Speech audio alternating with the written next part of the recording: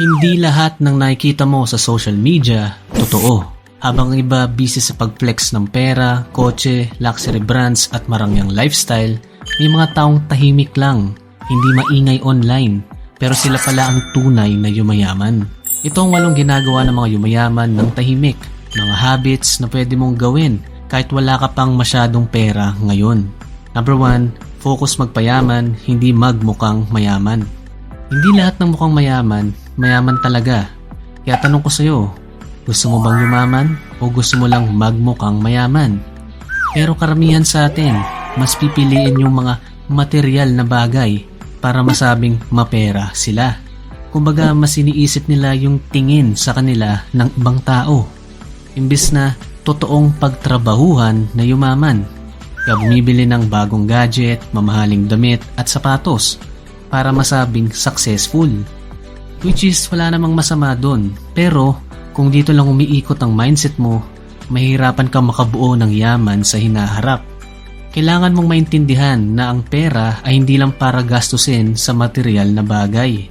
Kailangan mong maalis yung consumer programming na binobombard sa atin sa social media at sa TV. Na kailangan mong bilhin to kasi ito ang uso. Ito ang gamit ng idol mo. Na kailangan mong mag-upgrade ng phone kahit na gumagana pa naman yung hawak mo. Kumbaga, kahit hindi mo kailangan, napapagastos ka. Basically, mali ang tingin mo at paggamit sa pera. Kaya kung gusto mong yumaman, kailangan mo baguhin ang focus mo. Dapat nakafocus ka sa mga bagay na posibleng magpalago ng pera mo. Assets, negosyo, investments at skills. Kasi ang totoong goal ay hindi yung marami kang material na bagay, kundi yung goal na hindi ka na nag-aalala sa pera dahil yung pera mo kumikita pa para sa'yo. Number 2, low-key lifestyle. Hindi binobroadcast bawat galaw. Ang mga taong yumayaman, low-key lang yan. Tahimik lang, simple lang ang pormahan, pero yung bank account and investments, bongga. Dito talaga sumasablay ang karamihan. Once lumaki ang kita, para bang matik, kailangan mo ring iyabang at i-broadcast sa iba. Nabiktima rin ako dito, especially nung nag-umpisa na akong kumita. Parang kailangan mo talagang i-broadcast sa social media at mag-flex. Yung simpleng flex ko sa stories, sa Instagram or sa Facebook. Unti-unti parang nagiging normal na kailangang naka-latest kang iPhone. Dapat may motor ka na. Dapat nakasubscribe ka na rin sa Netflix, Disney Plus at kung saan-saan pa.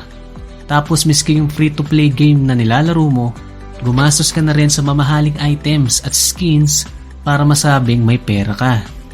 Deserve ko to moments nga naman. Deserve mo ng better things pero yung bank account mo, tagilid. Kaya paycheck to paycheck ka pa rin at di makawala sa rat race. Deserve mo nga siguro yan, no? Kaya importante talaga yung principle na live below your means. Hindi porket tumaas ang kita mo, kailangan tumaas din ang gastos mo. Kahit pa kumikita ka na ng 50k kada buwan, pero gumagastos ka naman ng 55k, hindi ka talaga uusad. Kaya kung gusto mo talaga makabuo ng yaman, kailangan mong protektahan yung lifestyle mo. Stay low-key. Hindi mo kailangan maging maluho at i-flex lahat yan. Hindi mo kailangan ng likes at validation ng iba. Hindi ka naman influencer. Hindi mo kailangan ng engagement at komento ng ibang tao para kumita. Keep your low-key lifestyle at huwag kang matulad sa karamihan ng mga taong still broke up to this day dahil sa ganitong flex culture. Susunod naman yung dapat gawin para dumami pa ang pera mo. Pero bago tayo magpatuloy, kung gusto mo lagi updated sa ganitong content, like and subscribe at pakihit na rin ang notification bell. Salamat! Number 3, ginagamit ang pera, hindi hinahabol. Maraming tao ang akala kailangan mong habulin ng pera para yumaman. Pero ang mga tahimik na yumayaman, naintindihan nila na ang pera dapat gamitin yan. Dahil tool lang ito at hindi mo kailangang habul-habulin. Yung iba sa kakahabol ng pera, nadali tuloy ng bagong online business daw. Pero bandang huli, scam pala. Tapos hinahabol itong passive income kuno. Pero ang ending, ikaw pala yung ginagawang passive income ng mga promotor. Ulitin ko, ang pera ay isang tool. Hindi dapat habulin or sambahin. Parang martilyo lang yan. Kung hindi mo gagamitin, tenga lang yan. Pero kung mali ang paggamit mo, pwede ka pang masaktan. Kaya imbes na habulin mo ang pera, gamitin mo siya sa tama. I-invest mo sa sarili mo, sa health mo, sa skills mo, sa disiplina, sa mindset mo. Kasi kapag nag-improve ka bilang tao, mas dumadami rin ang opportunities mo. At natural na susunod ang pera. Kasi sa dulo, hindi mo kailangang habulin ng pera. Kapag naging valuable ka, kusa yang lalapit sa'yo. Dahil mas marami ka ng alam at paraan para kumita. Number 4, hindi reactive at nagpapanik sa bawat balita. Easy access ng information at mga balita ngayon. Pero ang tanong ko sa'yo, kailangan mo ba talagang malaman lahat?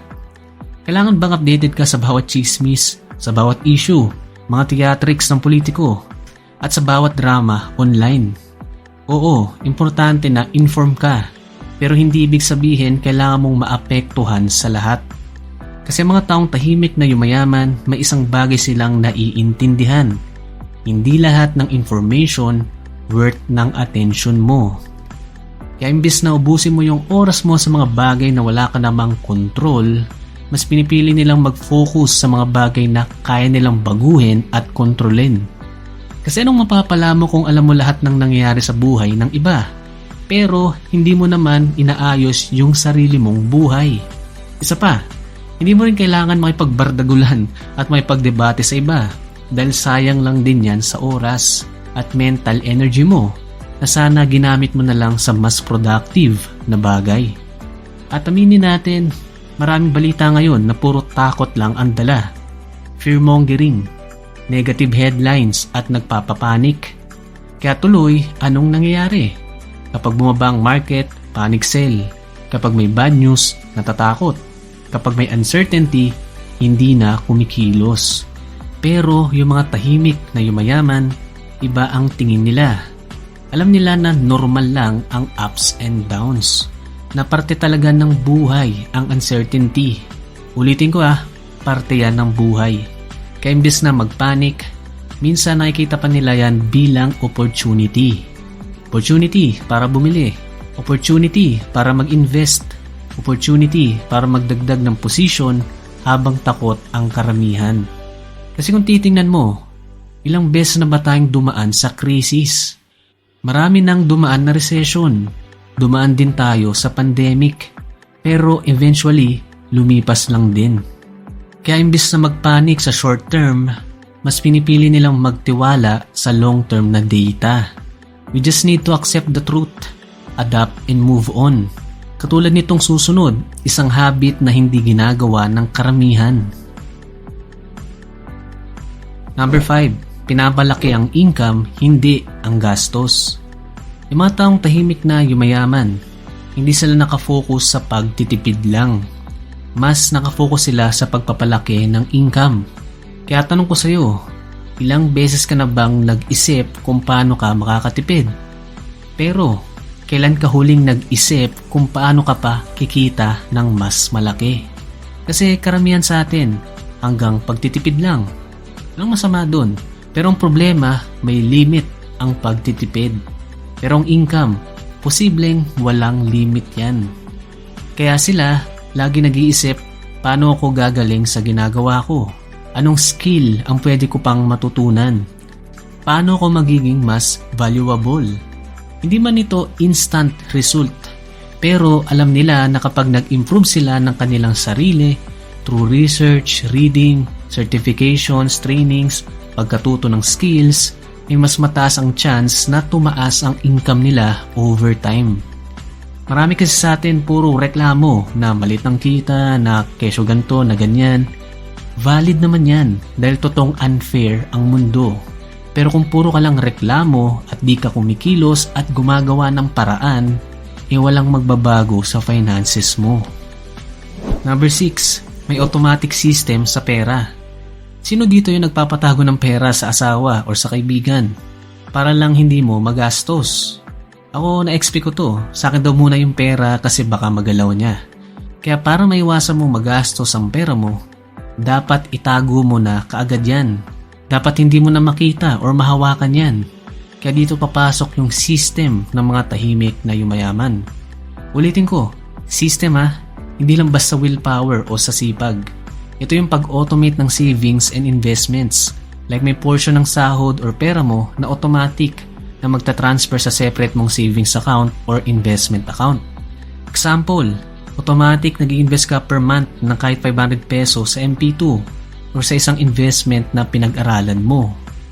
Kadalasan kasi, kapag umaasa ka lang sa willpower or sa sipag mo, most likely sasablay ka.